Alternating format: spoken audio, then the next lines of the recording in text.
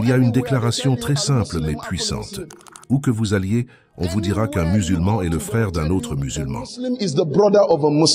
Assalamu alaikum, bienvenue sur Vérité Din. Dans cette vidéo, nous allons parler d'un pasteur qui a été impressionné par la gentillesse des musulmans lorsqu'il a passé une nuit dans une mosquée, après s'être vu refuser de dormir dans une église. Comment tout cela est arrivé? Eh bien, restez avec moi pendant que je vous relate cette histoire incroyable. Il s'appelle le docteur Joseph Tunde. Il est pasteur de l'église anglicane du Nigeria. Comme il l'a raconté lui-même devant des centaines de fidèles chrétiens, un jour, il fut affecté par l'archevêque du Nigeria dans un village lointain. Mais en chemin, il s'est perdu et a dû chercher un endroit où dormir car il faisait déjà nuit. Joseph Tunde a vu une église aux environs et a décidé de s'y rendre avec l'intention d'y passer la nuit. Lorsqu'il s'est approché de l'église, il a entendu des voix des gens qui se disputaient à l'intérieur. Le pasteur de l'église qui habitait là-bas avait une querelle avec sa femme. Après avoir toqué à la porte, le pasteur a ouvert, mais il y a finalement refusé de passer la nuit dans l'église. Je veux partager avec vous une terrible histoire. C'est une histoire que je déteste partager. J'ai été envoyé quelque part par l'archevêque et je me suis perdu en chemin. Je suis allé dans une église pour demander si je pouvais rester une nuit. J'ai entendu le pasteur et sa femme se disputer à l'intérieur. Je leur ai dit, je ne vous demande pas de m'héberger chez vous, je veux juste dormir dans l'église. Mais ils ne me l'ont pas permis. N'étant pas autorisé à rester à l'église, Joseph Tunde a continué à marcher avec l'espoir de trouver peut-être une autre église dans la région. En chemin, il rencontra une mosquée et il s'est dit, peut-être que si je me déguise en musulman, je pourrais passer une nuit dans cette mosquée. Il s'approcha de la mosquée et à sa grande surprise, il fut accueilli chaleureusement par le gardien de la mosquée. J'ai quitté cet endroit et j'ai marché jusqu'à une mosquée. La seule chose que j'ai dite était « Assalam alaikum ». Il m'a regardé et m'a dit « Avez-vous besoin d'aide ? Venez, vous êtes le bienvenu ». Le gardien de la mosquée était en train de manger son riz et il a dit « Bienvenue, asseyez-vous.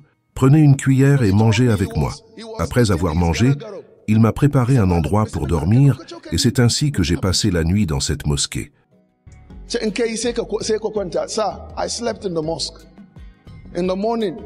Le matin avant la prière de l'aube, je me suis réveillé et avant de partir, j'ai dit au gardien de la mosquée « Assalam alaikum ». Dans son discours, après avoir raconté son histoire, le pasteur Joseph Tunde a partagé avec sa congrégation une leçon que ses coreligionnaires devraient apprendre des musulmans. En islam, il y a une déclaration très simple mais puissante. Où que vous alliez, on vous dira qu'un musulman est le frère d'un autre musulman. Is it with that kind of Christianity are you thinking we can dismantle that force? Regardez ce caractère chez les musulmans. Pensez-vous que nous sommes capables de démanteler cette force avec notre christianisme égocentrique et auto-glorifiant, un christianisme qui ne pense qu'à soi-même? A Christianity that only thinks about himself. Chers amis, l'histoire vécue par le pasteur Joseph Tunde nous rend tous fiers en tant que musulmans, car ça nous montre que la lumière de l'islam est vue et reconnue même par des responsables d'autres religions. Si nous regardons l'expérience de ce pasteur, il y a quelque chose d'intéressant dans ce qu'il a admiré chez les musulmans, la fraternité. Chaque musulman ou musulmane est frère ou sœur de l'autre. Cet enseignement est trouvé dans un hadith de notre prophète Muhammad sallallahu alayhi wa sallam, qui explique que tous les musulmans sont frères et sœurs.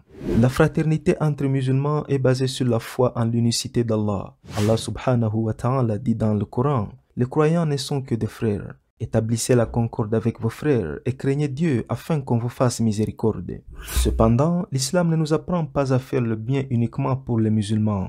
Contrairement à ce que certains pensent à tort, l'islam nous apprend à faire le bien pour tout le monde, y compris les non-musulmans. Ici, nous parlons des humains de façon particulière, mais l'islam a mis l'accent sur la gentillesse et le bien envers tous les êtres, y compris les animaux et l'environnement en général. Il est dit dans le Coran, « Allah ne vous interdit pas d'être bon et équitable envers ceux qui ne vous ont pas combattu pour la religion et ne vous ont pas expulsé de vos demeures. Allah aime ceux qui se montrent équitables. » Même le prophète Muhammad sallallahu alayhi wa sallam était très gentil envers les non-musulmans et c'est ce qui devrait nous caractériser en tant que musulmans. Les musulmans devraient transmettre aux autres de l'amour et non de la haine. Car le messager d'Allah, paix et bénédiction d'Allah sur lui, a dit Crains Allah où que tu sois et fais suivre la mauvaise action par la bonne et voilà qu'elle l'effacera. Et comporte-toi bien avec les gens.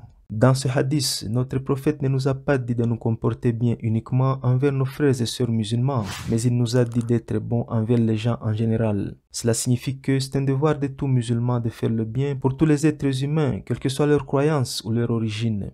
Voilà, c'était l'histoire courte du pasteur qui a été impressionné par la gentillesse des musulmans après avoir été autorisé à passer une nuit dans une mosquée, alors qu'on lui avait refusé l'entrée dans une église.